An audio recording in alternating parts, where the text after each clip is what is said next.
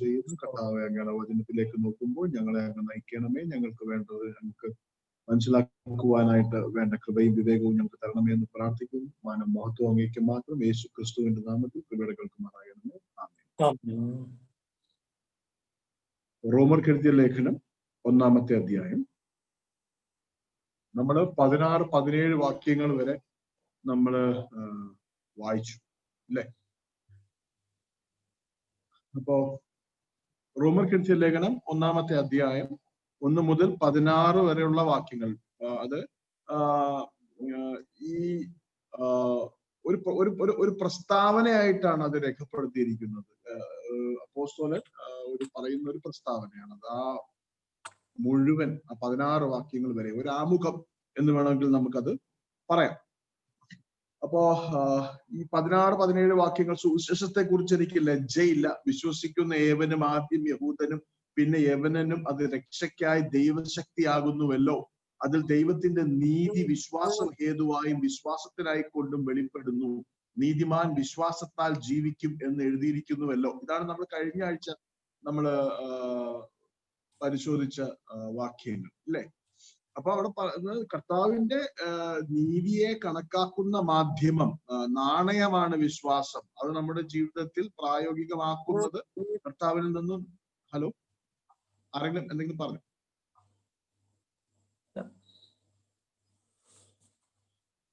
അപ്പൊ കർത്താവിൽ നിന്ന് നമുക്ക് ലഭിക്കുന്ന വിശ്വാസം നമ്മുടെ ജീവിതത്തിൽ പ്രായോഗികമാക്കുന്നത്, അപ്ലൈ ചെയ്യുന്നത്, നീതി നമ്മുടെ ജീവിതത്തിൽ അപ്ലൈ ചെയ്യുന്നത് വിശ്വാസത്തിലൂടെയാണ്. അതാണ് മാധ്യമം എന്നാണ് നമ്മൾ കഴിഞ്ഞ ആഴ്ച നോക്കി നിർത്തിയത് അല്ലെ?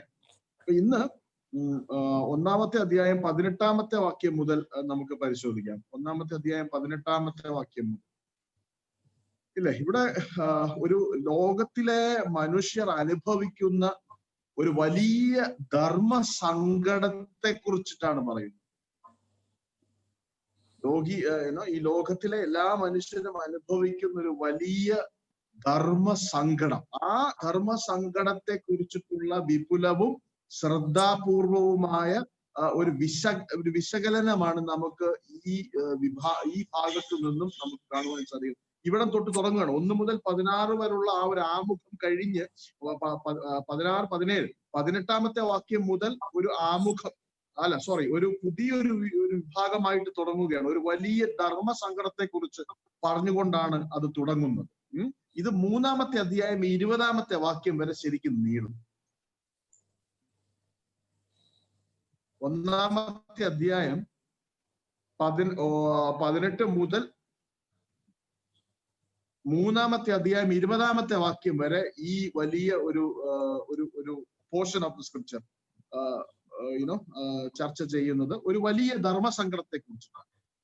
നമുക്കിന്ന് അല്പം 2-3 വാക്യങ്ങൾ നോക്കാം. 18, 19, 20 വാക്യങ്ങൾ. അനീതി കൊണ്ട് സത്യത്തെ തടുക്കുന്ന മനുഷ്യരുടെ സകല അഭക്തിക്കും അനീതിക്കും നേരെ ദൈവത്തിന്റെ കോപം സ്വർഗത്തിൽ നിന്നും വെളിപ്പെടും. ദൈവത്തെക്കുറിച്ച് അറിയാവുന്നത് അവർക്ക് വെളിവായിരിക്കും. ദൈവം അവർക്ക് വെളിവാക്കിയല്ലോ. അവന്റെ നിത്യശക്തിയും ദിവ്യത്വവുമായി അവന്റെ അദൃശ്യ ലക്ഷണങ്ങൾ ലോക സൃഷ്ടി മുതൽ അവന്റെ പ്രവർത്തികളാൽ ബുദ്ധിക്ക് തെളിവായി വെളിപ്പെട്ടു വരുന്നു അല്ലെ?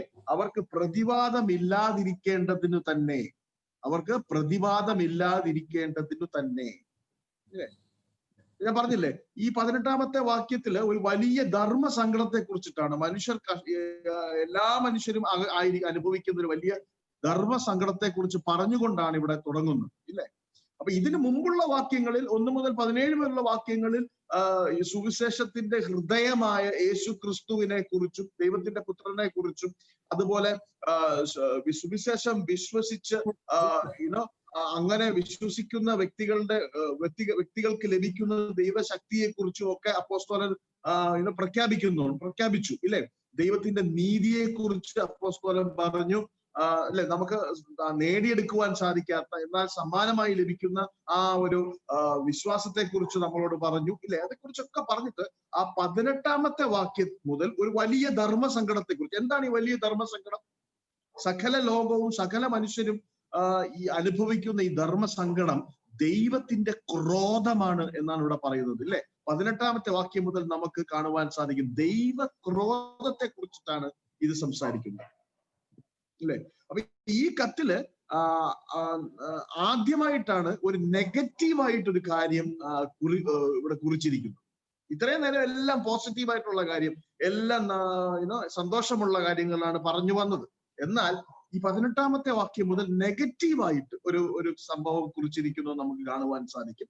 എങ്കിലും അത് നെഗറ്റീവായിട്ടുള്ള, അതായത് അത് വലിയ സന്തോഷം നൽകുന്ന ഒരു സംഭവമല്ല ഇവിടെ കുറിച്ചിരിക്കുന്നതെങ്കിലും അത് മനസ്സിലാക്കുക എന്നുള്ളത് ഏറ്റവും അനിവാര്യമായ ഒരു കാര്യമാണ്. കാരണം ഇത് ദൈവത്തിന്റെ സുവിശേഷം എന്തുകൊണ്ടാണ് മനുഷ്യർക്ക് ആവശ്യം, എന്തുകൊണ്ടാണ് നമുക്ക് ദൈവത്തിന്റെ സുവിശേഷം ആവശ്യമെന്ന് പറഞ്ഞു തരുന്ന ഒരു ഭാഗമാണ് ഈ 1-ാമത്തെ അധ്യായം 18 മുതൽ അങ്ങോട്ടുള്ളത്. എന്തുകൊണ്ടാണ് മനുഷ്യന് സുവിശേഷത്തിന്റെ ആവശ്യം?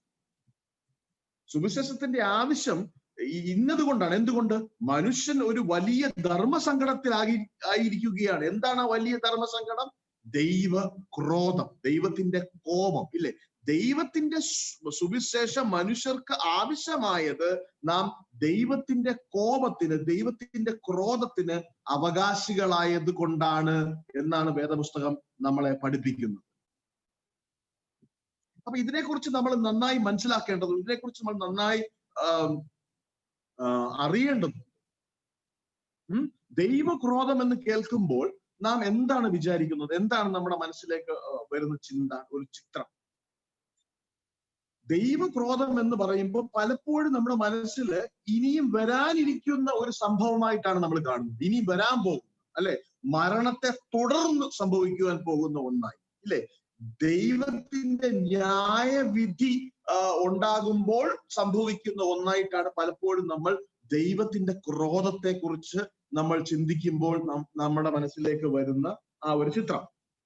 ദൈവത്തിന്റെ കോപം എന്നുള്ളത് ഇനി സംഭവിക്കും, ഫ്യൂച്ചർ, അത് ഭാവിയിൽ സംഭവിക്കേണ്ട ഒരു കാര്യമായാണ് എന്നാണ് നമ്മൾ ചിന്തിക്കുന്നത്. നരകവും തുടർന്നുള്ള കാര്യങ്ങളൊക്കെ ദൈവക്രോധത്തിന്റെ പ്രകടനമാണ് എന്നാണ് നമ്മൾ കരുതുന്നത്. ശരിയാണ്, അത് ശരിയാണ്. നരകവും അതുമായി ബന്ധപ്പെട്ട വിഷയങ്ങളൊക്കെ കോപത്തിന്റെ പ്രകടനം തന്നെയാണ്. എന്നാൽ ഇവിടെ ഈ 1-ാമത്തെ അധ്യായത്തിൽ 18-ാമത്തെ വാക്യം നമ്മൾ വായിക്കുമ്പോൾ നമ്മൾ മനസ്സിലാക്കേണ്ടത് ദൈവകോപം, ദൈവത്തിന്റെ ക്രോധം, മനുഷ്യനോട് ഉള്ള ദൈവത്തിന്റെ ക്രോധം അത് ഇനി വരാൻ പോകുന്ന ഒരു ഫ്യൂച്ചറിസ്റ്റിക് ആയിട്ടുള്ള ഒരു ഇവന്റ് ആയിട്ടല്ല അവിടെ രേഖപ്പെടുത്തിയിരിക്കുന്നത്. തീർച്ചയായും നരകവും ശിക്ഷയും ഒക്കെ അതിന്റെ ഭാഗം തന്നെയാണ്. എങ്കിലും അത് ഇനി വരാൻ പോകുന്ന ഒന്നുമായി മാത്രമല്ല അതിനെ ഇവിടെ രേഖപ്പെടുത്തിയിരിക്കുന്നത്. പകരം ദൈവക്രോധം എന്ന് പറയുന്നത് ഇപ്പോൾ തന്നെ ഈ ലോകത്തിൽ വന്നു കഴിഞ്ഞിരിക്കുന്ന ഒന്നായിട്ടാണ് 18-ാമത്തെ വാക്യം നമുക്ക് പറഞ്ഞു തരും, ഇല്ലേ? 1 മുതൽ 16 വരെ വീണ്ടും നിങ്ങളുടെ മൈൻഡ് റിഫ്രഷ് ചെയ്യാൻ വേണ്ടി ഞാൻ പറയുകയാണ്. 1 മുതൽ 16 വരെയുള്ള ഒരുപാട് പോസിറ്റീവായിട്ടുള്ള കാര്യം അപ്പോസ്തലൻ പറഞ്ഞു. നമുക്ക് ദൈവത്തിൽ നിന്നും രക്ഷ ലഭിക്കുന്നുണ്ട്, പുത്രനെ ലഭിച്ചു, കുറെ കാര്യങ്ങൾ പറഞ്ഞു. എന്നിട്ട് പറഞ്ഞു ദൈവത്തിന്റെ സുവിശേഷത്തിന്റെ ശക്തി ഉണ്ട്, നമുക്ക് അത് ലഭിക്കുന്നുണ്ട്, അത് മുഖാന്തരം നമുക്ക് നീതിയും ലഭിക്കുന്നുണ്ട്. ആ നീതി നമ്മളിലേക്ക് വരുന്നത് വിശ്വാസം മുഖാനെയാണ് എന്ന് പറഞ്ഞു നിർത്തി. അടുത്തത് പറയുന്നത് എന്തുകൊണ്ടാണ് നമുക്ക് ഈ സുവിശേഷത്തിന്റെ ആവശ്യം വന്നത്? മനുഷ്യർക്ക് സുവിശേഷത്തിന്റെ ആവശ്യം വരുവാനുള്ള കാരണം എന്താണ്? മനുഷ്യർക്ക് സുവിശേഷത്തിന്റെ ആവശ്യം വരുവാനുള്ള കാരണം മനുഷ്യരാശി പൂർണ്ണമായും ഒരു വലിയ ഒരു ധർമ്മസങ്കടത്തിൽ അകപ്പെട്ടിരിക്കുന്നത് കൊണ്ടാണ്. എന്താണ് ആ ധർമ്മസങ്കടം? ആ ധർമ്മസങ്കടം ദൈവത്തിന്റെ ക്രോധമാണ്, ദൈവത്തിന്റെ ക്രോധമാണ്. അപ്പോൾ ഈ ദൈവത്തിന്റെ ക്രോധം എന്ന് പറയുന്നത് ഭാവിയിൽ വരാൻ പോകുന്ന ഒന്ന് എന്ന് നമ്മൾ കരുതരുത്. പക്ഷെ വേദപുസ്തകം പഠിപ്പിക്കുന്നത് അതെ, തീർച്ചയായും ഈ ക്രോധത്തിന്റെ ഒരു ഒഴുക്ക് ഭാവിയിലും ഉണ്ട്. പക്ഷേ ഇപ്പോൾ തന്നെ അത് വന്നിരിക്കുന്നു, ഇപ്പോൾ തന്നെ ആ ദൈവത്തിന്റെ ക്രോധം മനുഷ്യന്റെ മുകളിൽ ഉണ്ട് എന്നാണ് ഇവിടെ രേഖപ്പെടുത്തിയിരിക്കുന്നത്. നോക്കൂ, 18-ാമത്തെ വാക്യം നോക്കൂ. അനീതി കൊണ്ട് സത്യത്തെ തടുക്കുന്ന മനുഷ്യരുടെ സകല അഭക്തിക്കും അനീതിക്കും നേരെ ദൈവത്തിന്റെ കോപം സ്വർഗത്തിൽ നിന്നും വെളിപ്പെട്ടു വരുന്നല്ല, പിന്നെ വെളിപ്പെടുന്നു. ഇപ്പോൾ തന്നെ അത് വെളിപ്പെട്ടുകൊണ്ടിരിക്കുകയാണ്. അതൊരു പ്രസന്റ് കണ്ടിന്യൂസ് പ്രോസസ്സാണ്, അല്ലെ? വെളിപ്പെടുന്നു എന്ന് പറയുമ്പോൾ നമ്മൾ മനസ്സിലാക്കുന്നത് ആകാശത്തിൽ നിന്ന് അല്ല, വെളിപ്പെടുന്നു എന്ന് പറയുമ്പോൾ നമ്മൾ അങ്ങനെ ചിന്തിക്കുന്നത് ആകാശത്തു നിന്ന് ഇങ്ങനെ ഒഴുകി വരുന്നു എന്നല്ല. വെളിപ്പെടുന്നു എന്ന് പറയുന്നതിന്റെ അർത്ഥം നമുക്ക് ദൈവത്തിന്റെ കോപം നമുക്ക് ചുറ്റും ഉണ്ട്. നമുക്ക് ചുറ്റും അതിപ്പോഴും ഉണ്ട്. എല്ലാവരിലും അത് പതിച്ചുകൊണ്ടിരിക്കുകയാണ്. സകല ജീവജാലങ്ങളും അത് അനുഭവിക്കുന്നുണ്ട് അതിന്റെ ഭവിഷ്യത്ത്, ഇല്ലേ? അപ്പൊ നമ്മുടെ ജീവിതകാലം മുഴുവനും പ്രിയ സുഹൃത്തുക്കളെ നമ്മൾ ഈ ദൈവ കോപത്തെ നിരന്തരമായി അഭിമുഖീകരിക്കുന്നു എന്നുള്ളതാണ് സത്യം. പക്ഷെ നമ്മളത് പലപ്പോഴും അത് മനസ്സിലാക്കുന്നില്ല. നമ്മൾ അതിനെ അത് ശരിക്കും നമ്മൾ ദൈനംദിനം ഈ ദൈവ കോപം നമുക്ക് ചുറ്റും വ്യാപിക്കുന്നത്, ചുറ്റും അത് പതിക്കുന്നത് നമ്മൾ കാണുന്നു എന്നുള്ള വസ്തുത നമ്മൾ മനസ്സിലാക്കുന്നില്ല പലപ്പോഴും. അപ്പൊ ഈ ഒരു ദൈവ കോപത്തിന്റെ നിഴലിലാണ് നമ്മൾ ഓരോരുത്തരും ജീവിക്കുന്നത് പ്രിയ സുഹൃത്തുക്കളെ, ഇല്ലേ? രക്ഷയിലൂടെ നമ്മൾ അതിൽ നിന്നും പുറത്തു വന്ന് ആ രക്ഷയിൽ നിന്നും ദൈവകോപത്തിൽ നിന്നും നമ്മൾ രക്ഷിക്കപ്പെട്ടു. നമ്മൾ മരണാന്തരം നമ്മൾ നിത്യതയിലേക്ക് കടക്കും, ദൈവത്തോടൊപ്പം സ്വർഗീയമായ ഒരു ജീവിതം, സന്തോഷം നിറഞ്ഞൊരു ജീവിതം ജീവിക്കും. അപ്പോൾ മാത്രമാണ് ഈ ദൈവ കോപത്തിന്റെ ഇഫക്റ്റുകളിൽ നിന്നും നമ്മൾ പൂർണ്ണമായും രക്ഷപ്പെടുക. നരകത്തിലേക്ക് നമ്മൾ പോകില്ല, കാര്യം നമ്മൾ വീണ്ടും ജനിച്ചു, ദൈവത്തിന്റെ മകനും മകളുമായി തീർന്നു. എങ്കിൽ പോലും ഈ ദൈവത്തിന്റെ കോപത്തിന്റെ എഫക്റ്റ് നമ്മളിലും അതിന്റെ ചൂട് അടിക്കുന്നുണ്ടെന്നുള്ളതാണ് ഒരു വസ്തുത. ഇപ്പോൾ, ഭാവിയിലല്ല, ഇപ്പോൾ തന്നെ അത് സംഭവിച്ചുകൊണ്ടിരിക്കുകയാണ്. അതുകൊണ്ടാണ് പ്രിയ സുഹൃത്തുക്കളെ നമ്മൾ എല്ലാ സന്തോഷങ്ങളുടെയും നടുവിൽ, ഏത് വിവാഹമായിക്കൊള്ളട്ടെ, കുടുംബജീവിതമായിക്കൊള്ളട്ടെ, ആരോഗ്യമുള്ള അവസ്ഥയായിക്കൊള്ളട്ടെ, ഈ ലോകത്ത് നമ്മൾ അനുഭവിക്കുന്ന എല്ലാ സന്തോഷങ്ങളുടെയും നടുവിൽ നമ്മൾ ആയിരിക്കുമ്പോൾ, ഈ ലോകത്തിലെ എല്ലാ സുഖങ്ങളിലും എല്ലാ അനുഗ്രഹങ്ങളുടെയും നടുവിൽ നമ്മൾ ആയിരിക്കുമ്പോൾ, ഇതെല്ലാം പൊടുന്നനെ ദുരന്തമായും ദുഃഖമായും മാറാനുള്ള സാധ്യത ഉണ്ടെന്ന ഒരു ഭയത്തിന്റെ ഒരു ചിന്ത, അല്ലേ, നമ്മുടെ മനസ്സിൽ നിരന്തരമായി ഉള്ളത്. ഞാൻ പറഞ്ഞ മനസ്സിലായോ? ഈ ദൈവത്തിന്റെ കോപം നമ്മിൽ പതിക്കുന്നു എന്നുള്ളത് നമുക്കെല്ലാം, അതുകൊണ്ടാണ് അത് നമ്മളിൽ അതൊരു എന്തുവാ പറയുന്നത്, അതൊരു ഓണ്ടോളജിക്കലി നമ്മുടെ ബീയിങ്ങില്, നമ്മുടെ ഉള്ളിൽ തന്നെ അതുണ്ട്, ആ ഒരു അറിവുണ്ട്. കാരണം അതുകൊണ്ടാണ് നമ്മൾ എപ്പോഴും പൊടുന്നനെ സാഹചര്യങ്ങൾ മാറാം, സന്തോഷം മാറാം, ദുഃഖം വരാം, മരണം സംഭവിക്കാം, അല്ലെങ്കിൽ മറ്റു പ്രതിസന്ധികൾ സംഭവിക്കാം എന്നുള്ളതിന്റെ ആ ഒരു നമ്മുടെ ചിന്തയില് ഒരു ഭയത്തിന്റെ അന്തർലീനത എപ്പോഴും നമ്മൾ ഉള്ളത് അതുകൊണ്ടാണ്. എപ്പോഴും നമ്മുടെ മനസ്സിൽ അതുണ്ട്, ഇല്ലേ? സ്വർഗത്തെത്തുമ്പോൾ മാത്രമാണ് നമുക്ക് ആ ഒരു ചിന്ത ഇല്ലാതെ റിലാക്സ്ഡ് ആയി പൂർണ്ണമായി ഇരിക്കുവാൻ സാധിക്കുന്നത്. ഈ ലോകത്തിലായിരിക്കുമ്പോൾ നമ്മൾ എത്ര ഭക്തരായിട്ട് ജീവിച്ചിരുന്നാലും, എത്ര തന്നെ കർത്താവിനോടൊപ്പം നടന്നിരുന്നാലും, എപ്പോൾ വേണമെങ്കിലും നമ്മിൽ, നമ്മുടെ കുടുംബത്തിൽ, നമ്മുടെ സുഹൃത്തുക്കൾക്കിടയിൽ, നമ്മുടെ രാഷ്ട്രത്തിൽ ഒക്കെ ഇതുപോലുള്ള ഒരു ഇഫക്റ്റ്, ദൈവത്തിന്റെ ക്രോധത്തിന്റെ ഒരു ഇഫക്റ്റ് സംഭവിക്കും എന്ന് നമ്മുടെ കോൺഷ്യസിൽ നമുക്കതറിയാം. അതുകൊണ്ടാണ് അതുകൊണ്ട് ദൈവ കോപത്തിന്റെ നിഴൽ, അതിന്റെ ഇഫക്റ്റിലാണ് ഈ ലോകത്ത് മനുഷ്യരെല്ലാവരും ജീവിക്കുന്നത്. അത്രയ്ക്കും ഒരു വലിയ സത്യമാണ് ദൈവത്തിന്റെ കോപം. നോക്കൂ, സങ്കീർത്തനം 90-ാമത്തെ സങ്കീർത്തനത്തില് മോശ ഇത് വളരെ വ്യക്തമായി പ്രകടിപ്പിക്കുന്നു. 90-ാമത്തെ സങ്കീർത്തനം 9-ാമത്തെ വാക്യം മുതൽ ഞാൻ വായിക്കാം. 90-ാമത്തെ സങ്കീർത്തനം 9-ാമത്തെ വാക്യം മുതൽ. അല്ലെ, ഞങ്ങളുടെ നാളുകളൊക്കെയും നിന്റെ ക്രോധത്തിൽ കഴിഞ്ഞുപോയി. ഞങ്ങളുടെ സംവത്സരങ്ങളെ ഞങ്ങൾ ഒരു നെടുവീർപ്പ് പോലെ കഴിക്കുന്നു. ഞങ്ങളുടെ ആയുഷ്കാലം 70 സംവത്സരം, ഏറെ ആയാൽ 80 സംവത്സരം. അതിന്റെ പ്രതാപവും പ്രയാസവും ദുഃഖമത്രേ, ഇല്ലേ? അത് വേഗം തീരുകയും ഞങ്ങൾ പറന്നു പോകുകയും ചെയ്യും. നിന്റെ കോപത്തിന്റെ ശക്തിയെയും നിന്നെ ഭയപ്പെടുവാൻ തക്കവണ്ണം നിന്റെ ക്രോധത്തെയും ഗ്രഹിക്കുന്നവനാ. കണ്ടോ? അത് എന്തിനെ കുറിച്ചിട്ടാണ് ഈ പറയുന്നത്? അല്ല, അവിടെ വ്യക്തമായിട്ടുണ്ട്, ഇല്ലേ? നിന്റെ ക്രോധം, ദൈവത്തിന്റെ ക്രോധം, മനുഷ്യന്റെ മുകളിലുള്ള ദൈവത്തിന്റെ ക്രോധം. ഇത് മോശയാണ് എഴുതുന്നത്, അല്ലെ?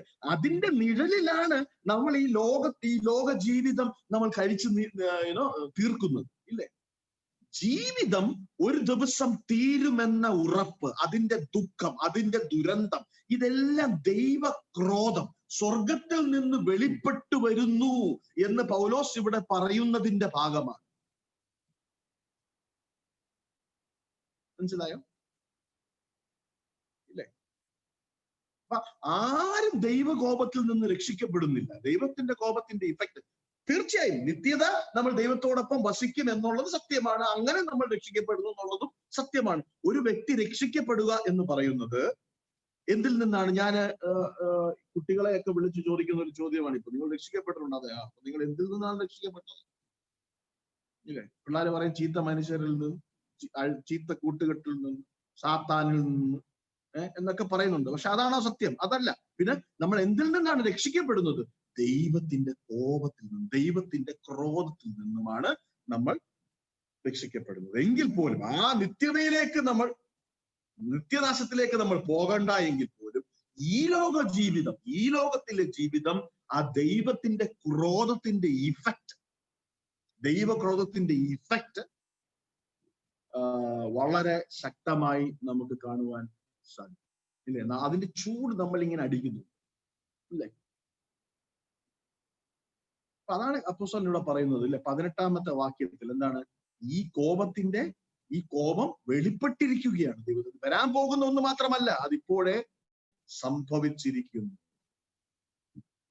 നീതി നമുക്ക് ലഭിക്കുന്നതിനെ കുറിച്ച്, വിശ്വാസത്താൽ നീതി ലഭിക്കുന്നതിനെ കുറിച്ച് പറഞ്ഞു കഴിഞ്ഞിട്ട് അടുത്ത പറയുന്നത് ഇതിനെ കുറിച്ച്, ദൈവത്തിന്റെ കോപം എന്ന യാഥാർത്ഥ്യം നമ്മൾ മനസ്സിലാക്കണം. ഇല്ലേ? ഈ ദൈവത്തിന്റെ കോപം എന്തുകൊണ്ടാണ് ഈ ലോകത്തിൽ പതിക്കുന്നതും എന്ന് പറയുന്നു ഇതേ വാക്യത്തിൽ തന്നെ. അതിന്റെ കാരണവും ഇവിടെ വെളിപ്പെടുത്തുന്നുണ്ട്. അനീതി കൊണ്ട് സത്യത്തെ തടുക്കുന്ന മനുഷ്യരുടെ സകല അഭക്തിക്കും അഭക്തിയും അനീതിയുമാണ് അതിനു കാരണമെന്ന് അപ്പോസ്തലൻ വിശദീകരിക്കുന്നു. അല്ലെ? ഈ ദൈവത്തിന്റെ കോപം ഇവിടെ ഈ ലോകത്തിൽ പതിക്കുവാനുള്ള കാരണം എന്താണ്? മനുഷ്യരാശിയുടെ മുകളിൽ വരുവാനുള്ള കാരണം എന്താണ്? ഇത് സംഭവിച്ചത് എവിടെയാണെന്ന് അറിയാമല്ലോ. ആദത്തിൽ നിന്ന് തുടങ്ങിയതാണ് ഈ കോപം. ഇല്ലേ? മനുഷ്യനെ, ദൈവത്തെ തുച്ഛീകരിച്ച് ദൈവത്തെ അനുസരിക്കാതെ ഇരുന്ന മനുഷ്യന്റെ മുകളിൽ തുടങ്ങിയ ആ വെളിപ്പെട്ട് വന്ന ആ ദൈവത്തിന്റെ ക്രോധം മനുഷ്യനെ ശപിച്ച് ഭൂമിയെയും ശപിച്ചു. ഇല്ലേ?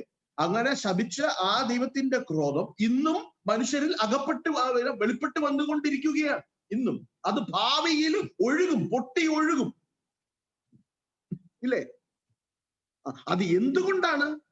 സത്യത്തെ തടുക്കുന്ന മനുഷ്യരുടെ സകല അഭക്തിയും അനീതിയും അന്ന് തൊട്ട് ഇന്നും ഈ ലോകത്തിൽ എന്തുകൊണ്ടാണ്? ശരി, അന്ന് ആദം തിന്മ ചെയ്തു, അന്ന് തെറ്റ് ചെയ്തു, ഹൗവ തെറ്റ് ചെയ്തു, അതുകൊണ്ട് അവരോട് ദൈവം കോപിച്ചു. പക്ഷെ ഇന്നും മനുഷ്യൻ അത് ദൈവത്തിനെതിരെ പ്രവർത്തിച്ചു കൊണ്ടിരിക്കുകയാണ്. ഇന്നും ദൈവത്തെ നിന്ദിച്ചുകൊണ്ട് മനുഷ്യർ ജീവിച്ചു കൊണ്ടിരിക്കുക. അതുകൊണ്ട് ആ ക്രോധം നിൽക്കുന്നില്ല, അത് ഒഴുകിക്കൊണ്ടിരിക്കുകയാണ് ഇന്നും. അതുകൊണ്ടാണ് വേദപുസ്തകം പറയുന്നത് എല്ലാവരും പാപം ചെയ്ത് ദൈവ തേജസ് ഇല്ലാത്തവരായി. എല്ലാവരും പാപം ചെയ്ത് ദൈവ തേജസ് ഇല്ലാത്തവരായി. എല്ലാവരിലും ഈ ക്രോധം വന്നുകൊണ്ടിരിക്കുകയാണ്. ഇല്ലേ? നമുക്ക് പിന്നീട് താഴോട്ട് വരുമ്പോൾ വായിക്കാം. അപ്പോ യോഹന്നാന്റെ സുവിശേഷം 3-ാമത്തെ അധ്യായം 18-ാമത്തെ വാക്യം വളരെ വ്യക്തമായി പറയുന്നത് പിന്നീട് നമുക്ക് നോക്കാം. അപ്പൊ എന്താണ് അതിനുള്ള കാരണം? മനുഷ്യരുടെ സകല അഭക്തിയും അനീതിയുമാണ് കാരണം. നോക്കൂ, ആ ഒരു സീക്വൻസ് വളരെ ഇമ്പോർട്ടന്റ് ആണ്. അഭക്തിയും അനീതിയും, അനീതിയും അഭക്തിയും അല്ല, അഭക്തിയും അനീതി. ഈ ഓർഡർ കണ്ടോ? അഭക്തി കാരണമാണ്, ദൈവഭക്തി ഇല്ലാത്ത മനോഭാവമാണ് ദുഷ്പ്രവൃത്തികൾ സൃഷ്ടിക്കുന്നത്. അഭക്തിയും അനീതിയും.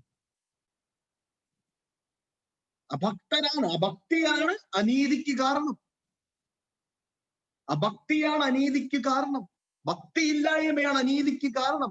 ദൈവത്തെ ഭയമില്ലാത്തതാണ് അനീതിക്ക് കാരണം. അല്ലേ?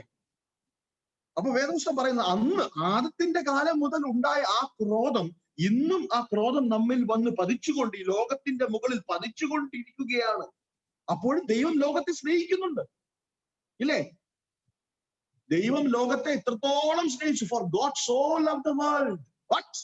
But irrespective of that, same as he is loving us, the anchor of God is falling because of the sin, because of the abhaktiyum anidiyum കാരണം. ഇല്ലേ? അപ്പൊ അന്ന് അത് ഇന്നും അത് സംഭവിച്ചുകൊണ്ടിരിക്കുന്നു, ഭാവിയിൽ അത് പൊട്ടി ഒഴുകും എന്ന് വേദപുസ്തകം നമ്മളോട് പറയുന്നുണ്ട്, ഇല്ലേ? അപ്പൊ നമ്മൾ ഇത് ശ്രദ്ധിക്കണം, ആ ഓർഡർ ഒരിക്കലും മാറുന്നില്ല കേട്ടോ. എന്തുകൊണ്ടാണ് ദുഷ്പ്രവൃത്തി, എന്തുകൊണ്ടാണ് അനീതി? പ്രിയപ്പെട്ട സുഹൃത്തുക്കളെ, ഈ ലോകത്ത് what is the reason for the presence of evil? എന്താണ് അതിന്റെ കാരണം? അഭക്തി, അഭക്തി, അഭക്തി, അഭക്തി, അൺഗോഡ്ലിനെസ്, അഭക്തി, ഭക്തിയാണ് അതിന്റെ കാരണം, ഇല്ലേ? ദൈവത്തിന്റെ നീതി ഇല്ലാത്തതാണ് അനീതിയുടെ കാരണം. The absence of the righteousness of God is the reason why there is evil. You see? ഇല്ലേ? അഭക്തിയും അനീതിയുമാണ്. അപ്പൊ ഈ അഭക്തിയും അനീതിയും കാരണം ദൈവത്തിന്റെ ക്രോധം ഈ ലോകത്തിൽ വീണുകൊണ്ടിരിക്കുകയാണെന്നാണ് ഇവിടെ അപ്പോസ്തലൻ പറഞ്ഞത്. അപ്പൊ പറഞ്ഞു നിർത്തിയത് നമുക്ക് നീതി കിട്ടി, വിശ്വാസത്താൽ നീതി കിട്ടി, ഇല്ലേ? നീതിമാൻ വിശ്വാസത്താൽ ജീവിക്കും. ശരി, അടുത്തത് എന്താണ്? ദൈവത്തിന്റെ ക്രോധം. അതിനെയാണ് ചൂണ്ടിക്കാണിക്കുന്നത് ഉടനെ. അടുത്തത് ആ 16 വാക്യങ്ങൾ, 17 വാക്യങ്ങൾ കഴിഞ്ഞു. അതൊരു ഒരു സീക്വൻസ് ആണ്. അത് കഴിഞ്ഞിട്ട് അടുത്തൊരു പ്രബന്ധം, ഒരു തീസിസ് അദ്ദേഹം തുടങ്ങുകയാണ്. എന്താണ്? മനുഷ്യൻ അനുഭവിക്കുന്ന ഒരു വലിയ ഒരു മനോധർമ്മത്തെ, വേദനയെക്കുറിച്ച്, ധർമ്മസങ്കടത്തെക്കുറിച്ച്. എന്താണത്? ദൈവത്തിന്റെ കോപം, ദൈവത്തിന്റെ കോപം. അത് വന്നുകൊണ്ടിരിക്കുകയാണ്. പ്രിയപ്പെട്ട സുഹൃത്തുക്കളെ, ഇത് ഏറ്റവും ഇമ്പോർട്ടന്റ് ആയിട്ടുള്ള, നമ്മൾ ഏറ്റവും അധികം മനസ്സിലാക്കിയിരിക്കേണ്ട, ദൈവ മക്കളായിരിക്കുന്ന നമ്മൾ, വിശ്വാസികളായിരിക്കുന്ന നമ്മൾ ഈ ലോകത്തിൽ മനസ്സിലാക്കിയിരിക്കേണ്ട ഒരു വലിയ സത്യമാണ്. ദൈവത്തിന്റെ കോപം ഇന്നും ലോകത്തിൽ പതിക്കുന്നു എന്നുള്ള ഈ സത്യം നമ്മൾ മനസ്സിലാക്കേണ്ട കാര്യം. പലപ്പോഴും നമ്മൾ സുവിശേഷീകരണം നടത്തുമ്പോൾ മിക്കപ്പോഴും ഈ ഒരു പ്രമേയത്തെ മനഃപൂർവ്വമായി ഒഴിവാക്കും. നമുക്ക് ഇത് പറയുന്നത് ഇഷ്ടമല്ല. ദൈവത്തിന്റെ ക്രോധത്തെ കുറിച്ച് പറയുന്നത് നമുക്ക് ഇഷ്ടമല്ല. ദൈവത്തെ അങ്ങനെ കോപകുലനായ ഒരു ദൈവം, ഒരു വയലന്റ് ആയിട്ടുള്ള ഒരു ദൈവം, ഒരു ആംഗ്രി ആയിട്ടുള്ള ഒരു ദൈവത്തെ നമുക്ക് പ്രസന്റ് ചെയ്യുന്നത് നമുക്ക് ഇഷ്ടമല്ല. പക്ഷെ അത് തെറ്റാണ്. അത് ഒരിക്കലും ശരിയായ നടപടിയല്ല. കാര്യം വേദപുസ്തകം പഠിപ്പിക്കുന്നു, ഇല്ലേ? നമ്മുടെ സമകാലിക സുവിശേഷീകരണത്തിൽ മിക്കപ്പോഴും ഈ ഒരു പ്രമേയം മനഃപൂർവ്വമായി തന്നെ നമ്മൾ ഒഴിവാക്കും. നമുക്ക് അതിനെക്കുറിച്ച്, നമ്മൾ സ്നേഹത്തെക്കുറിച്ച് സംസാരിക്കും, ദൈവത്തിന്റെ സ്നേഹത്തെക്കുറിച്ച്, അതിൽ നിന്ന് ലഭിക്കുന്ന സന്തോഷത്തെക്കുറിച്ച് നമ്മൾ സംസാരിക്കും, സമൃദ്ധമായ ജീവിതത്തെക്കുറിച്ച് നമ്മൾ സംസാരിക്കും, ലൈഫ് അബണ്ടന്റ്. നമ്മൾ ക്ഷമയെക്കുറിച്ച്, ദൈവത്തിൽ നിന്ന് ലഭിക്കുന്ന ക്ഷമയെക്കുറിച്ച്, ഫൊർഗീവ്നെസ്സിനെ കുറിച്ച് നമ്മൾ സംസാരിക്കും, സന്തോഷത്തെക്കുറിച്ച് നമ്മൾ സംസാരിക്കും, സമാധാനത്തെക്കുറിച്ച് നമ്മൾ സംസാരിക്കും, ഇല്ലേ? ഇതിനെക്കുറിച്ചെല്ലാം നമ്മൾ സംസാരിച്ചു കൊണ്ടേയിരിക്കും, ഇതിനെക്കുറിച്ചെല്ലാം എല്ലാവരോടും പറഞ്ഞുകൊണ്ടേയിരിക്കും. പക്ഷെ ഇതിനകം ലോകത്തിൽ പതിച്ചുകൊണ്ടിരിക്കുന്ന ദൈവക്രോധത്തെ കുറിച്ച് മാത്രം നാം സംസാരിക്കില്ല. ഇനി സംസാരിച്ചാൽ തന്നെ വളരെ അപൂർവമായി മാത്രമേ സംസാരിക്കത്തുള്ളൂ. നമുക്കത് അതിനെക്കുറിച്ച് സംസാരിക്കുന്നത് ഇഷ്ടമല്ല. പ്രിയപ്പെട്ട സുഹൃത്തുക്കളെ, നിങ്ങൾ എത്ര പ്രാവശ്യം ദൈവഭക്തിക്ക് അല്ലെങ്കിൽ ദൈവത്തോടുള്ള അഭക്തിക്കെതിരെ ദൈവക്രോധം വെളിപ്പെടുന്നുവെന്ന് നിങ്ങൾക്കറിയാമോ എന്ന് പറഞ്ഞ് എത്ര പ്രാവശ്യം സുവിശേഷം മറ്റുള്ളവരുമായി പങ്കുവച്ചിട്ടുണ്ട്, ഇല്ലേ? നിങ്ങൾക്കറിയാമോ? നിങ്ങളുടെ മുകളിൽ, നിങ്ങളുടെ പരമ്പര, നിങ്ങളുടെ ജനറേഷൻസിന്റെ മുകളിൽ, നിങ്ങളുടെ കുടുംബത്തിന്റെ മുകളിൽ, ഈ ലോകത്തിന്റെ മുകളിൽ, മനുഷ്യരാശിയുടെ മുകളിൽ ദൈവത്തിന്റെ കോപം വന്ന് പതിച്ചുകൊണ്ടേയിരിക്കുകയാണ്. നിങ്ങളും രക്ഷിക്കപ്പെടാത്ത ഓരോ വ്യക്തിയും നിത്യ നരകത്തിന് അർഹതയാണ് എന്ന് പറഞ്ഞുകൊണ്ട് സുവിശേഷം പറയുവാൻ നമ്മൾ എത്ര പേര് ധൈര്യപ്പെടും? നമ്മളത് പറയില്ല, കാര്യം അത് കേൾക്കുന്നവന് ഇഷ്ടപ്പെടില്ല, നമുക്കറിയാം. പക്ഷേ വേദപുസ്തകം പറയുന്നത് ഇത് ഏറ്റവും അടിസ്ഥാനപരമായിട്ടുള്ള സത്യമാണ്. ദൈവത്തിന്റെ ക്രോധം മനുഷ്യന്റെ മുകളിൽ വീണുകൊണ്ടിരിക്കുന്നു. അതുകൊണ്ടാണ് നമുക്ക് സുവിശേഷം വേണ്ടത്, അതുകൊണ്ടാണ് നമുക്ക് രക്ഷ വേണ്ടത്, ഇല്ലേ? ദൈവത്തിന്റെയും അപ്പോസ്തലനായ പൗലോസിന്റെയും മറ്റ് ദൈവദാസന്മാരുടെയും വീക്ഷണകോൺ അനുസരിച്ച്, അക്കോർഡിംഗ് ടു ദെയർ പെർസ്പെക്റ്റീവ്, ദൈവകോപത്തോടുള്ള ഭയം, ദൈവകോപം നമ്മളിൽ പതിക്കും എന്ന ആ സത്യം അറിഞ്ഞുകൊണ്ട് മനുഷ്യനിൽ ഉണ്ടാകുന്ന ഭയം ദൈവത്തോട് മനുഷ്യരെ തിരിക്കുവാൻ ആയി സമ്മർദ്ദം ചെലുത്തുവാനുള്ള ഒരു ഏറ്റവും ശരിയായതും നല്ലതുമായിട്ടുള്ള ഒരു ആയുധം എന്നാണ് വേദപുസ്തകം പഠിപ്പിക്കുന്നത്. ക്രിസ്തുയേശുവിലേക്ക് മനുഷ്യൻ തിരിയുവാനായി മനുഷ്യനിൽ മറ്റു മനുഷ്യരെ അറിയിക്കേണ്ട ഒരു ഒരു ഒരു വലിയ സത്യം. എന്തുകൊണ്ടാണ്? ഈ സത്യം അവരെ അറിയിക്കുമ്പോൾ ഇതിന്റെ സമ്മർദ്ദത്തിലൂടെ അവരുടെ ജീവിതത്തിൽ ഒരു മാറ്റം ഉണ്ടാകണമെന്ന് ആഗ്രഹിക്കും. അതാണ് സത്യവേദ പുസ്തകം നമ്മളെ പഠിപ്പിക്കുന്നത്. എല്ലാ സുവിശേഷകരും എല്ലാ ദൈവത്തിന്റെ എല്ലാ ദാസന്മാരും ഇതാണ് വേദപുസ്തകത്തിൽ ഉടനീളം നമ്മളെ പഠിപ്പിക്കുന്നത്. ദൈവത്തിന്റെ ക്രോധം എന്ന സത്യം എന്ന വസ്തുത എല്ലാവരും മനസ്സിലാക്കണം. കാരണം അതുകൊണ്ടാണ് മനുഷ്യന് സുവിശേഷത്തിന്റെ ആവശ്യമുണ്ടായത്. അവരതറിയണം, എല്ലാവരും അതറിയണം. അതാണ് സുവിശേഷത്തിന്റെ ആരംഭം. ഒരിക്കൽ നിങ്ങൾക്ക് ഓർമ്മയുണ്ടോന്ന് അറിയില്ല, ഒരിക്കൽ നമ്മൾ ഇവിടെ സംസാരിച്ചു, there is a good news, but their good news is there because of a bad news. ഇല്ലേ? There is a good news, the good news is there, but the good news is there because of the bad news. Without the bad news there is no good news. What is the bad news? എന്താണ് bad news? എന്താണ് ആ ചീത്തയായ സന്ദേശം? എന്താണ് ആ ചീത്ത വിശേഷം? എന്താണ്? ആ ചീത്ത വിശേഷം എന്താണ്? ആ സങ്കടപ്പെടുത്തുന്ന വിശേഷം എന്താണ്? ദൈവത്തിന്റെ ക്രോധം മനുഷ്യനിൽ പതിച്ചുകൊണ്ടിരിക്കുന്നു. അതാണ് സങ്കടകരമായ വിശേഷം. ആ സങ്കടകരമായ വിശേഷം അറിയുന്നവന് മാത്രമേ നിനക്ക് രക്ഷയുണ്ട്, നിനക്ക് ഈ കോപത്തിൽ നിന്ന് നിനക്ക് രക്ഷപ്പെടാം, നിത്യത നിനക്ക് ദൈവത്തോടൊപ്പം വസിക്കാം എന്ന സുവിശേഷം കേൾക്കുമ്പോൾ മനസ്സിലാകത്തുള്ളൂ. മനസ്സിലായോ? അപ്പോൾ അവന് മനസ്സിലാവും ഇതൊരു സുവിശേഷമാണെന്നുള്ളൂ. ഇല്ലേ? അതിന്റെ മോശമായിട്ടുള്ള വിശേഷം അറിയാത്തവന് എന്ത് സുവിശേഷം? ഇല്ലേ? ദൈവത്തിന്റെ വിദ്വേഷം, ദൈവത്തിന്റെ കോപം നമുക്ക് മനസ്സിലാകുന്നില്ലെങ്കിൽ എങ്ങനെ നമുക്ക് സ്നേഹത്തെ മനസ്സിലാക്കാൻ സാധിക്കും? ദൈവത്തിൽ നിന്ന് മനുഷ്യനിൽ പതിച്ചുകൊണ്ടിരിക്കുന്ന ദൈവക്രോധത്തെ കുറിച്ച് മനസ്സിലാക്കാത്ത മനുഷ്യന് ദൈവത്തിന്റെ സ്നേഹത്തെ കുറിച്ച് മനസ്സിലാക്കുവാൻ കഴിയില്ല എന്നുള്ളൊരു വലിയ വസ്തുത നമ്മൾ മനസ്സിലാക്കണം. ഇല്ലേ? ദൈവത്തിന്റെ നിയമത്തെ കുറിച്ച് അറിയാത്തവൻ എങ്ങനെ അവന്റെ കൃപയെ കുറിച്ച് മനസ്സിലാകും? ദൈവത്തിന്റെ കൃപ എന്താണെന്ന് മനസ്സിലാക്കണമെങ്കിൽ ദൈവത്തിന്റെ നിയമങ്ങൾ എന്താണെന്നും ആ നിയമം തെറ്റിക്കുമ്പോൾ നമുക്ക് എന്ത് സംഭവിക്കുമെന്ന് മനസ്സിലാക്കണം. അപ്പോഴാണ് ദൈവത്തിന്റെ കൃപയ്ക്ക് മൂല്യമുണ്ടാകുന്നത്. ഇല്ലേ? പാപത്തിന്റെ ശിക്ഷ മനസ്സിലാക്കുന്നില്ലെങ്കിൽ എങ്ങനെ അവർക്ക് പാപമോചനം എന്താണെന്ന് മനസ്സിലാകും? പാപത്തിന്റെ ശിക്ഷ നമ്മൾ മനസ്സിലാക്കുമ്പോഴാണ് പാപമോചനം എന്താണെന്ന് ശരിയായി മനസ്സിലാക്കുന്നത്. അതിന്റെ സന്തോഷം നമുക്ക് മനസ്സിലാകുന്നു. അപ്പൊ ദൈവക്രോധത്തിന്റെ ഭയം ബാധിക്കാത്ത ആ വ്യക്തികൾക്ക് എങ്ങനെ കൃപയും രക്ഷയും എന്താണെന്ന് മനസ്സിലാകും? ദൈവക്രോധം എന്താണെന്ന് മനസ്സിലാക്കണം. അതൊരു യാഥാർത്ഥ്യമാണ്. ഇല്ലേ? ഇന്ന് എല്ലാവരും ദൈവം എല്ലാവരെയും സ്നേഹിക്കുക, ആരെന്ത് ചെയ്താലും കുഴപ്പമില്ല.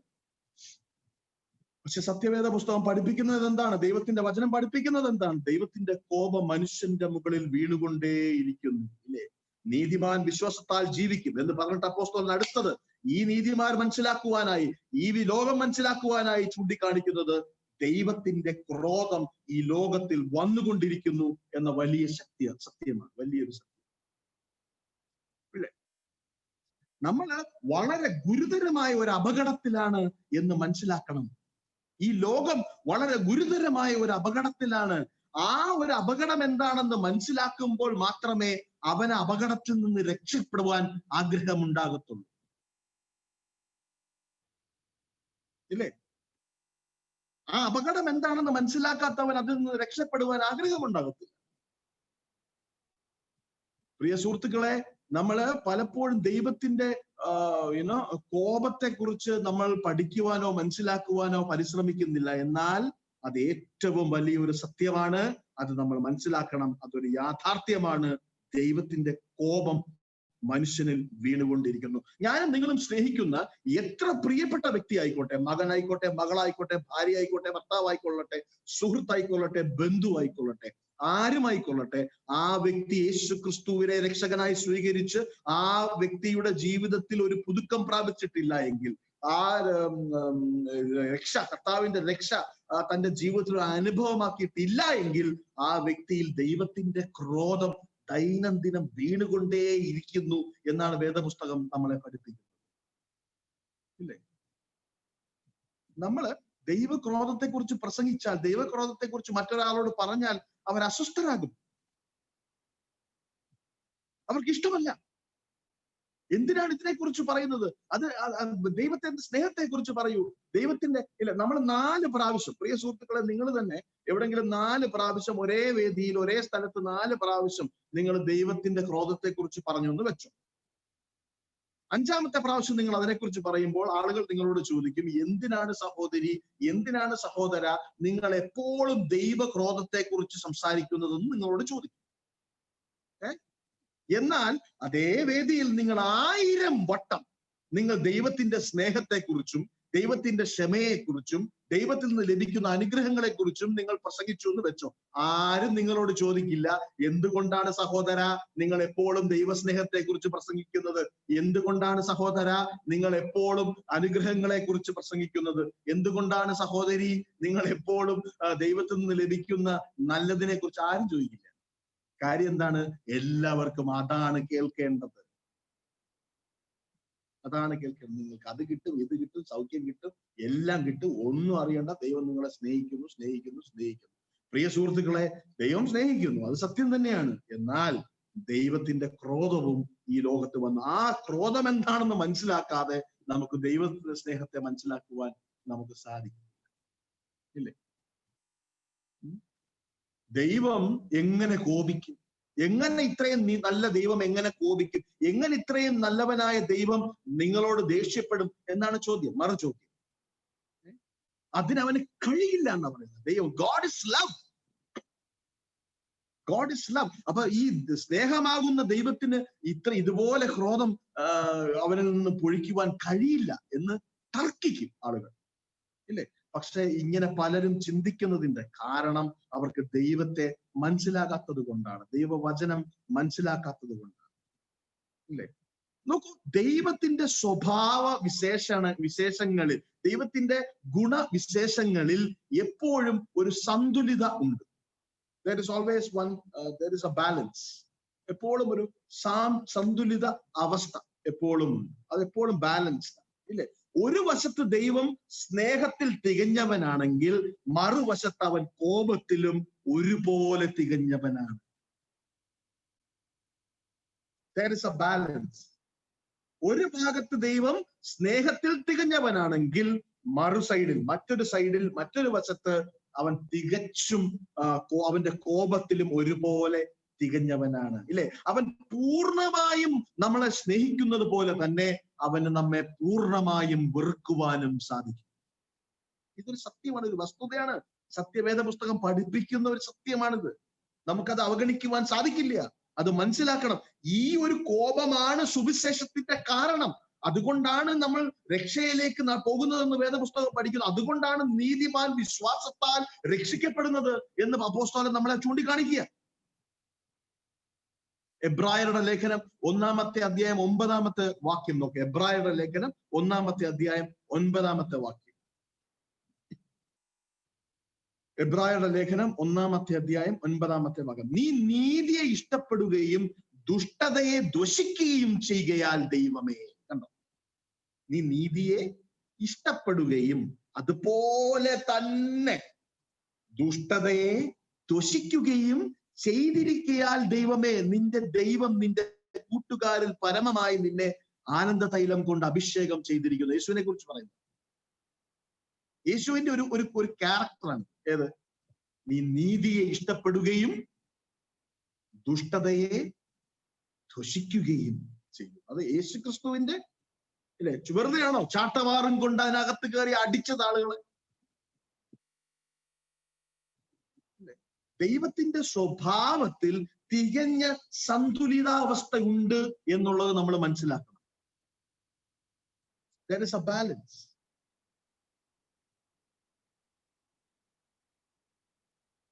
അവന്റെ കോപം എത്ര വലുതാണ് എന്ന് നമ്മൾ അറിയണം. അവന്റെ കോപം എത്ര വലുതാണെന്ന് നമുക്ക് മനസ്സിലാകുന്നില്ല എങ്കിൽ അവന്റെ സ്നേഹം എത്ര വലുതാണെന്ന് നമുക്ക് മനസ്സിലാകില്ല, ഇല്ലേ?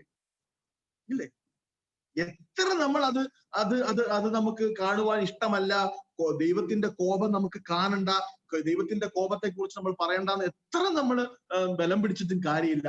സത്യവേദ പുസ്തകം ഊന്നി പറയുന്ന ഒരു വലിയൊരു വിഷയമാണ് ദൈവത്തിന്റെ കോപം. സങ്കീർത്തനം 2-ാമത്തെ സങ്കീർത്തനം 1-ാമത്തെ വാക്യം മുതൽ നോക്കും. 2-ാമത്തെ സങ്കീർത്തനം 1 വാക്യം മുതൽ. ജാതികൾ കലഹിക്കുന്നതും വംശങ്ങൾ വൃദ്ധമായത് നിരൂപിക്കുന്നതും എന്ത്? ഇല്ലേ? യഹോവയ്ക്കും അവന്റെ അഭിഷക്തനും വിരോധമായി ഭൂമിയിലെ രാജാക്കന്മാർ എഴുന്നേൽക്കുകയും അധിപതികൾ തമ്മിൽ ആലോചിക്കുകയും ചെയ്യുന്നു. നാം അവരുടെ കെട്ടുകളെ പൊട്ടിച്ച് അവരുടെ കയറുകളെ എറിഞ്ഞു കളയുക. സ്വർഗത്തിൽ വസിക്കുന്നവൻ ചിരിക്കുന്നു, കർത്താവ് അവരെ പരിഹസിക്കുന്നു. അന്ന് അവൻ കോപത്തോടെ അവരോട് അരുളി ചെയ്യും, ക്രോധത്തോടെ അവരെ ഭ്രമിപ്പിക്കും. കണ്ടോ? അല്ലേ? 12 വാക്യം നോക്കൂ. 2 സങ്കീർത്തനം 12 വാക്യം. അവൻ കോപിച്ചിട്ടു നിങ്ങൾ വഴിയിൽ വെച്ചു നശിക്കാതിരിപ്പാൻ പുത്രനെ ചുംബിപ്പിൻ, അവന്റെ കോപം ക്ഷണത്തിൽ ജ്വലിക്കും. ഇല്ലേ? അവനെ ശരണം പ്രാപിക്കുന്നവരൊക്കെയും ഭാഗ്യവാൻ.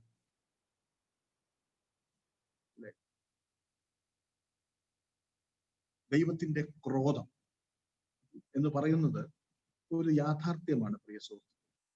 സുവിശേഷത്തിന്റെ കാരണം ദൈവത്തിന്റെ ക്രോധമാണ്. ഇല്ലേ? 76 സങ്കീർത്തനം നോക്കൂ. 76 76 Psalm 76. 6 മുതൽ ഞാൻ വായിക്കാം. 76 സങ്കീർത്തനം 6 വാക്യം. യാക്കോബിന്റെ ദൈവമേ, നിന്റെ ശാസനയാൽ തേരും കുതിരയും ഗാഢനിദ്രയിൽ വീഴും. നീ ഭയങ്കരനാകും. നീ ഒന്ന് കോപിച്ചാൽ തിരുമുമ്പാകെ നിൽക്കുന്നവനാ. സ്വർഗത്തിൽ നിന്ന് നീ വിധി കേൾപ്പിച്ചു ഭൂമിയിലെ സാധുക്കളൊക്കെയും രക്ഷിപ്പാൻ. അല്ലെ? ദൈവം ന്യായവിസ്താരത്തിന് എഴുന്നേറ്റപ്പോൾ ഭൂമി ഭയപ്പെട്ട് അമർന്നിരുന്നു. ആ സേല എന്ന് എഴുതിയിരിക്കുന്നുണ്ടോ അവിടെ? സേല. ഈ സേല എന്ന് എഴുതിയിരിക്കുന്നത് സങ്കീർത്തനങ്ങളിൽ അങ്ങനെ പല സ്ഥലത്ത് എഴുതിക്കണം. അത് എന്തിനാണെന്നറിയാമോ എഴുതുന്നത്? അത് എംഫസൈസ് ചെയ്യുവാനാണ്. എംഫസൈസ്. അതായത് ഒരു പാട്ടാണല്ലോ. പാട്ട് പാടി ഈ ഒരു വരി വരുമ്പോൾ എന്താണ്? ദൈവം ന്യായ വിസ്താരത്തിന് എഴുന്നേറ്റപ്പോൾ ഭൂമി ഭയപ്പെട്ട് അമർന്നിരിക്കുന്നു എന്നുള്ളത് അതിനെ എംഫസൈസ് ചെയ്ത് അത് അവിടെ എത്തുമ്പോഴത്തേക്ക് പാട്ടാകുമ്പോൾ രൂക്ഷമാകും. അത് എംഫസൈസ് ചെയ്യണം. Selah. It's a musical notation.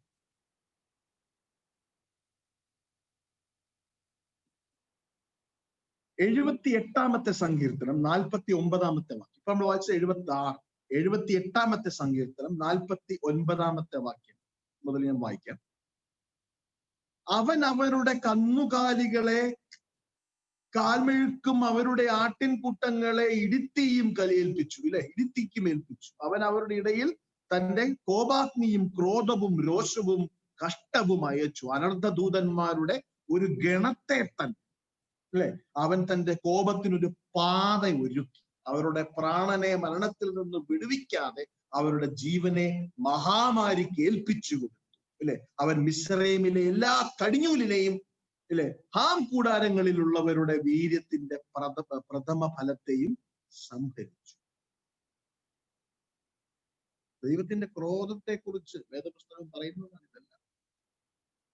മോശയുടെ സങ്കീർത്തനം 90 സങ്കീർത്തനം 7 വാക്യം. സങ്കീർത്തനം 90 7 വാക്യം. മനുഷ്യൻ പരിശുദ്ധനായ ദൈവത്തിന്റെ, അല്ലെ, അതായത് ഇത് നമ്മൾ മനസ്സിലാക്കണം. ഈ ഒരു കോണ്ടെക്സ്റ്റ് എന്താണെന്ന് വെച്ച് കഴിഞ്ഞാല്, മനുഷ്യൻ പരിശുദ്ധനായ ദൈവത്തിന്റെ മുൻപിൽ നിൽക്കുമ്പോൾ ഉള്ള ഒരു അനുഭവത്തെ കുറിച്ചിട്ടാണ് അദ്ദേഹം. ഞങ്ങൾ നിന്റെ കോപത്താൽ ക്ഷയിക്കും, നിന്റെ ക്രോധത്താൽ ഭ്രമിച്ചും പോകും. ഇല്ലേ?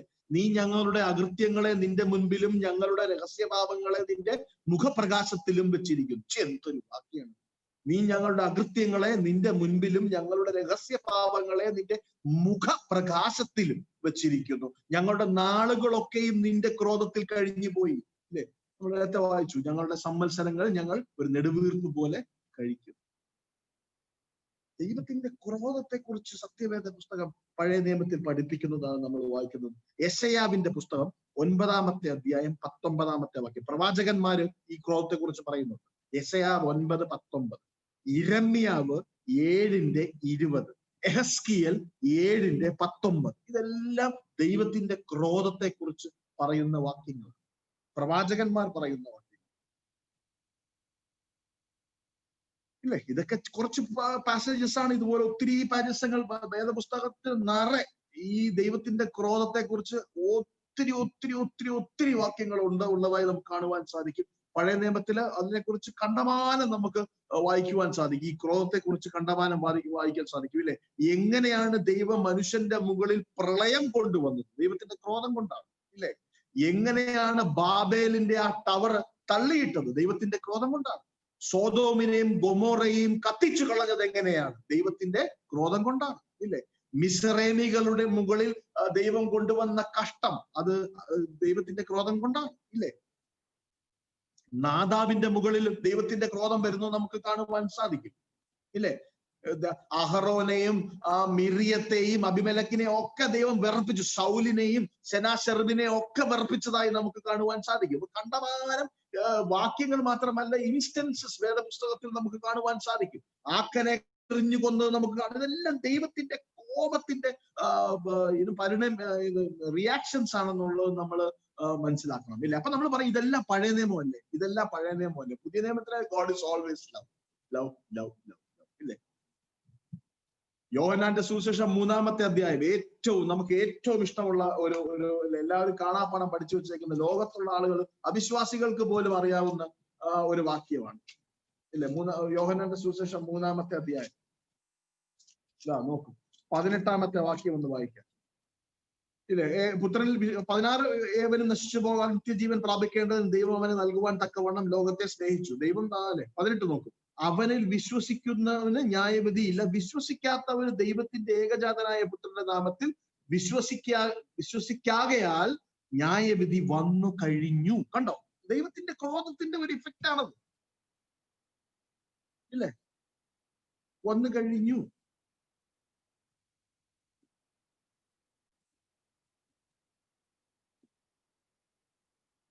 റോമർക്ക് എഴുതിയ ലേഖനം 9-ാമത്തെ അധ്യായം 22-ാമത്തെ വാക്യം. റോമർക്ക് എഴുതിയ ലേഖനം 9:22.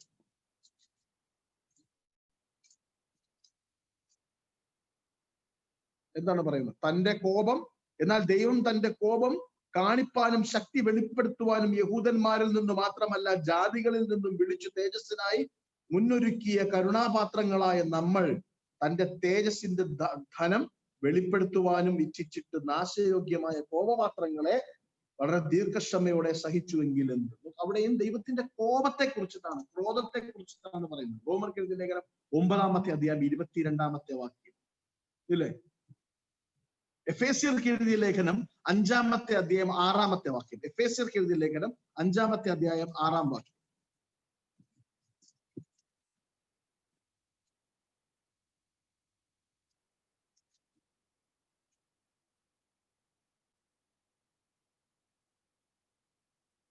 വൃദ്ധവാക്കുകളാൽ ആരും നിങ്ങളെ ചതിക്കരുത്, ഈ വക നിമിത്തമല്ലോ ദൈവകോപം അനുസരണം കെട്ടവരുടെ മേൽ വരുന്നു.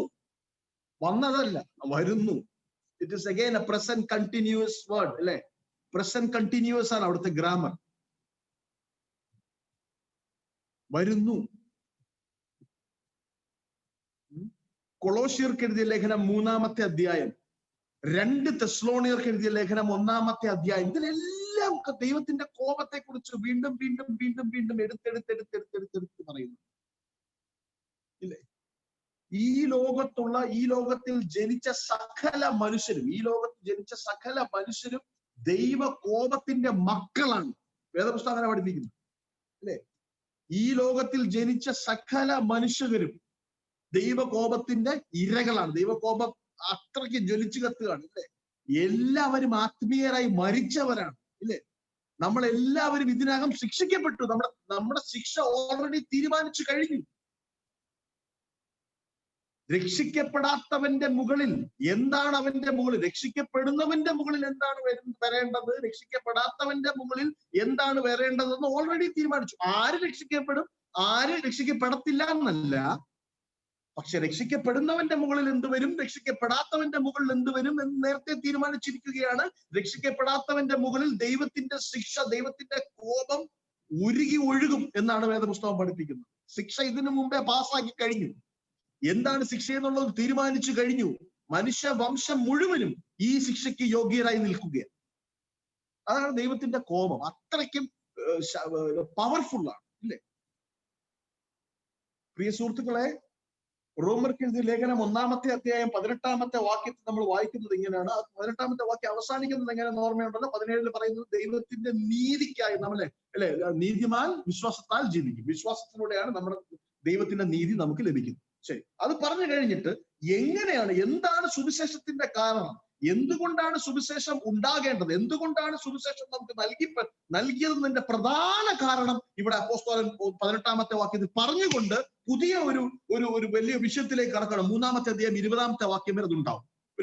അപ്പൊ ഇവിടെ പറഞ്ഞു തുടങ്ങുന്നത് എന്ത് പറഞ്ഞിട്ടാണ്? ദൈവത്തിന്റെ ക്രോധമാണ് ഇതിന്റെ എല്ലാം കാരണം. ദൈവത്തിന്റെ ക്രോധമുള്ളത് കൊണ്ടാണ് നമുക്ക് സുവിശേഷം ലഭിച്ചിരിക്കുന്നത്. അപ്പൊ ദൈവത്തിന്റെ ക്രോധത്തെ കുറിച്ച്, അതിന്റെ യാഥാർത്ഥ്യത്തെ കുറിച്ച് നമ്മൾ ഓരോരുത്തരും മനസ്സിലാക്കണം. ഒരിക്കലും അത് ഇല്ല, അങ്ങനെ ഒരു സംഭവം ഇല്ല. അപ്പൊ ആ ക്രോധത്തെ കുറിച്ച് മനസ്സിലാക്കുമ്പോഴാണ് നമ്മുടെ സഹോദരി സഹോദരന്മാർ, നമ്മുടെ സുഹൃത്തുക്കൾ, ഈ ലോകത്തിൽ അനേകരായിട്ടുള്ള കോടാനുകോടി ജനങ്ങൾ ഈ ക്രോധത്തിന് ഇരയാകുമെന്ന ഒരു വസ്തുത, ക്രോധത്തിന്റെ ഭീകരത നമുക്ക് മനസ്സിലാകുമ്പോഴാണ് നമ്മുടെ സുവിശേഷ പ്രവർത്തനത്തിന് പോലും മൂർച്ച കയറുന്നത്. അപ്പോഴാണ് നമുക്ക് അവരെ തീയുള്ളിൽ നിന്ന് വലിച്ചെടുക്കുവാൻ, അവരെ ഈ കോപത്തിൽ നിന്നും രക്ഷിക്കുവാനായിട്ടുള്ള അമിതമായ ഒരു ആവേശം നമുക്കുണ്ടാകുന്നത്. അതിനു വേണ്ടിയിട്ടാണ് നമ്മൾ രാത്രി പകലില്ലാതെ ദൈവവചനം പഠിക്കുവാനും പ്രസംഗിക്കുവാനും അധ്വാനിക്കുവാനും മറ്റുള്ള ഓരോ വ്യക്തികളെയും അത് പറഞ്ഞ് മനസ്സിലാക്കുവാനും പരിശ്രമിക്കുന്നത്. ആ കോപത്തെ കുറിച്ച് നമ്മൾ ഓരോരുത്തരും മനസ്സിലാക്കണം. മനസ്സിലാക്കിയില്ല എങ്കിൽ നമുക്ക് നമ്മുടെ പ്രവർത്തനത്തിനും നമ്മുടെ ശ്രമത്തിനും ഒന്നും ഒരു മൂർച്ച ഉണ്ടാവത്തില്ല. അത് എത്ര ഷാർപ്പാണ്, എത്ര ഹാർഡാണ്, എത്ര ഹൊറിബിൾ ആണെന്നുള്ള വസ്തുത നമ്മൾ ഓരോരുത്തരും മനസ്സിലാക്കി. അല്ലേ? അപ്പോ ദൈവകോപത്തെ കുറിച്ചിട്ടാണ് നമ്മൾ ചിന്തിച്ചത്. പക്ഷെ ഒന്ന് രണ്ട് കാര്യങ്ങളൂടെ പറഞ്ഞ് ഞാൻ അവസാനിപ്പിക്കാം. അതായത് ദൈവകോപം എന്ന് പറയുന്നത് നാം മനസ്സിലാക്കേണ്ട മറ്റൊരു കാര്യം എന്ന് പറഞ്ഞാൽ, എന്റെയും നിങ്ങളുടെയും കോപം പോലല്ല ദൈവത്തിന്റെ കോപം. നമുക്ക് ദേഷ്യം വരുന്നത് പോലെ എന്നങ്ങ് കരുതരുത്. നമുക്ക് ദേഷ്യം വരുന്നത് പോലെ ദൈവത്തിന് അങ്ങ് ദേഷ്യം വരും, അങ്ങനെ നമ്മൾ കരുതരുത്. അതല്ല ദൈവത്തിന്റെ കോപം. നമുക്ക് പലപ്പോഴും ദേഷ്യം വരുന്നത്, നമുക്ക് പലപ്പോഴും നമ്മിൽ കോപം ഉണ്ടാകുന്നതിന്റെ ഒരു പ്രധാന കാരണം എന്ന് പറയുന്നത് നമ്മുടെ ഗർവത്തിന് മുറിവേൽക്കുമ്പോഴാണ്, നമ്മുടെ ആത്മാഭിമാനത്തിന് മുറിവേൽക്കുമ്പോഴാണ് പലപ്പോഴും നമുക്ക് ദേഷ്യം വരും. ഞാൻ പറഞ്ഞിട്ട് അവൻ കേട്ടില്ല. പ്രിയ സുഹൃത്തുക്കളെ, ദൈവം അങ്ങനെയല്ല ചിന്തിക്കുന്നത്. ദൈവത്തിന്റെ ആത്മാഭിമാനത്തിന് മുറിവേൽക്കുന്നത് കൊണ്ടോ അല്ലെങ്കിൽ ദൈവത്തിന്റെ ഗർവത്തെ മുറിവേൽപ്പിക്കുന്നത് കൊണ്ടോ അല്ല ദൈവം കോപകുലനാകുന്നത്. അതുകൊണ്ടല്ല ദൈവത്തിന്റെ ക്രോധം ഉണ്ടാകുന്നത്. ദൈവത്തിന്റെ ക്രോധം ഉണ്ടാകുന്നത് ദൈവം നീതിമാനായതുകൊണ്ടാണ്, ദൈവം വിശുദ്ധനായതുകൊണ്ടാണ്. വിശുദ്ധിയുള്ള കോപമാണ് ദൈവത്തിന്റെ കോപം, നീതിയുള്ള കോപമാണ് ദൈവത്തിന്റെ കോപം. മനസ്സിലായി? വിശുദ്ധിയിൽ നിന്നും ഉണ്ടാകുന്ന കോപമാണ്. എന്റെയും നിങ്ങളുടെയും കോപം പോലെ പെട്ടെന്ന് ഞാൻ പറഞ്ഞിട്ട് കേൾക്കത്തില്ലടാ എന്ന് പറഞ്ഞ് വടിയെടുത്ത് 2 അടി മക്കളെ ഇല്ലേ? അപ്പൊ നമ്മള് പലപ്പോഴും നമ്മുടെ കോപം, നമ്മുടെ ക്രോധം ഉണ്ടാകുന്നത് നമ്മുടെ ഈഗോയിൽ നിന്നാണ്, നമ്മുടെ പ്രൈഡിൽ നിന്നാണ്. മറിച്ച് ദൈവത്തിന്റെ കോപം അങ്ങനെയല്ല. ദൈവത്തിന്റെ കോപം വിശുദ്ധിയുള്ള കോപം, വിശുദ്ധി നിറഞ്ഞ. നോക്കൂ, ഹബക്കുക്കിന്റെ പുസ്തകം 1-ാമത്തെ അധ്യായം 13-ാമത്തെ വാക്യത്തിൽ നമ്മളിങ്ങനെ വായിക്കും. ഹബക്കുക്ക് 1:13, ദോഷം കണ്ടുകൂടാത്ത വണ്ണം നിർമ്മല ദൃഷ്ടിയുള്ളവനും പീഡനം കാണുവാൻ കഴിയാത്തവനുമായുള്ളവ. ഇല്ലേ? ദോഷം കണ്ടുകൂടാത്തവണ്ണം നിർമ്മല ദൃഷ്ടിയുള്ളവൻ. അത്ര ഹോളി, വിശുദ്ധനാണ് ദൈവം. അല്ലെ? ആ വിശുദ്ധനായ ദൈവത്തിന്റെ കോപം എന്ന് പറയുന്നത് നമുക്കുണ്ടാകുന്നത് പോലുള്ള കോപമല്ല. അനുസരണക്കേട് ഒരു ദൈവത്തിനെതിരായ അനുസരണക്കേട് കാണിക്കുമ്പോൾ, ദൈവത്തെ നിരസിക്കുമ്പോൾ, ദൈവമില്ലാന്ന് മൂഢൻ മനസ്സിൽ പറയുമ്പോൾ ദൈവത്തിൽ നിന്ന് ആ ക്രോധം ഉണ്ടാകുന്നത് ദൈവത്തിന്റെ ഈഗോ ഹർട്ടായത് കൊണ്ടല്ല. ഓക്കെ, എന്തുകൊണ്ടാണ്? ദൈവത്തിന്റെ നീതിയും ദൈവത്തിന്റെ വിശുദ്ധിയും കാരണമാണ് ആ കോപം ഉണ്ടാകുന്നത്. ഇല്ലേ? നമ്മളിപ്പോൾ പലപ്പോഴും ചോദിക്കും, എങ്ങനെയാണ് ദൈവത്തിന് ഇത് ചെയ്യുവാൻ സാധിക്കുന്നത്? എങ്ങനെയാണ്? പലരും ബൈബിളിനെതിരായി സംസാരിക്കുന്ന പലരും എപ്പോഴും ചൂണ്ടിക്കാണിക്കുന്ന ഒരു സംഭവമാണ്. പഴയ നിയമത്തിൽ ദൈവം ഇതൊക്കെ ചെയ്തുവല്ലോ, ഇങ്ങനെയൊക്കെ ചെയ്തുവല്ലോ, ഗോത്രങ്ങളെ നശിപ്പിച്ചു, കുഞ്ഞുങ്ങളെ ഉന്മൂലനം ചെയ്തു, ഇങ്ങനെ ക്രൂരനായ ദൈവം. ഇത് പല മറ്റു വിശ്വാസി കൂട്ടങ്ങളുടെ ആരോപണം. അത് മനസ്സിലാക്കേണ്ട കാര്യം എന്ന് പറഞ്ഞാൽ ദൈവത്തിന്റെ വിശുദ്ധിയുടെ ദൈവത്തിന്റെ വിശുദ്ധിയെ തുച്ഛീകരിക്കുന്നതിന്റെ ഭവിഷ്യത്താണ്. ദൈവത്തിന്റെ ക്രോധം ഈ ലോകത്തിൽ വീണുകൊണ്ടേയിരിക്കുക. അവൻ പരിശുദ്ധനാണ്. അതുകൊണ്ട് അവന്റെ കോപവും വിശുദ്ധ കോപമാണ് എന്നാണ് വേദപുസ്തകം നമ്മളെ പഠിപ്പിക്കുന്നത്. പിന്നെ ഈ ക്രോധം ഒരിക്കൽ പണ്ടുണ്ടായിരുന്ന ക്രോധമാണോ, അതോ ഇനി വരാൻ പോകുന്ന ക്രോധമാണോ? അല്ല, പണ്ടുണ്ടായിരുന്നതും ഇപ്പോൾ വന്നുകൊണ്ടിരിക്കുന്നതും ഭാവിയിൽ പൊട്ടി ഒഴുകുവാനും പോകുന്ന ദൈവത്തിന്റെ ക്രോധം. കണ്ടിന്യൂസ് ആയിട്ട് അത് വന്നുകൊണ്ടേയിരിക്കും. അതുകൊണ്ടാണ് സുവിശേഷം ഉള്ളത്. അതുകൊണ്ടാണ് നമ്മൾ സുവിശേഷകരണത്തിൽ കൂടുതലായി താല്പര്യം കാണിക്കേണ്ടത്. മറ്റുള്ളവരോട് കർത്താവിന്റെ രക്ഷയെക്കുറിച്ച്. കാരണം ദൈവത്തിന്റെ കോപം അവരിലേക്ക് വന്നുകൊണ്ടേയിരിക്കുകയാണ്. ശരി, അപ്പൊ ഈ കോപം ആരെ എയിം ചെയ്താണ് ഈ കോപം വരുന്നത്? പ്രിയ സുഹൃത്തുക്കളെ, വിശുദ്ധനായ ദൈവത്തിന്റെ കോപം, വിശുദ്ധിയുള്ള ദൈവത്തിന്റെ ക്രോധം, നിരന്തരമായി ഒഴുകിക്കൊണ്ടിരിക്കുന്ന ക്രോധം എന്നോടും നിങ്ങളോടും എന്നോടും ജേക്കബ് നൈനാനെ സൃഷ്ടിക്കാൻ the anchor of God, the റാത്ത് of God, ദൈവത്തിന്റെ ക്രോധം പാപത്തിനെതിരായിട്ടാണ്. പാപത്തിനെതിരായിട്ട് ഇല്ലേ? പാപത്തെയാണ് ദൈവത്തിന്റെ ക്രോധം പാപത്തിനെതിരായിട്ടാണ് പൊട്ടി ഒഴുകിക്കൊണ്ടിരിക്കുന്നത്. പാപമുള്ളിടത്താണ് ദൈവത്തിന്റെ ക്രോധമുള്ളത്.